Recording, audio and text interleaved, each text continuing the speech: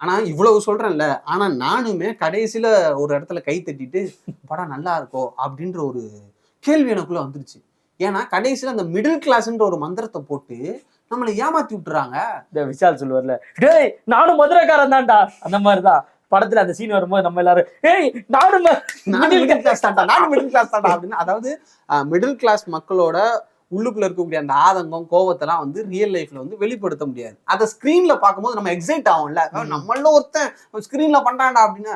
அந்த ஒரு இத வச்சு நம்மள ஒப்பேத்திரலாம். ரூ. 120 குடுத்ததுக்கு கைய தட்டி போயிருவானுங்க அப்படின்ற ஒரு மைண்ட் செட் மாரி இருந்துச்சு. ஒரு உயிரே இல்ல. அந்த ஒரு ஸ்கேம் நடந்திருக்கு. மிடில் கிளாஸ் மக்கள் பாதிக்கப்பட்டிருக்காங்க. அவங்களோட ஃபிளாஷ்பேக்க சொல்றாங்க.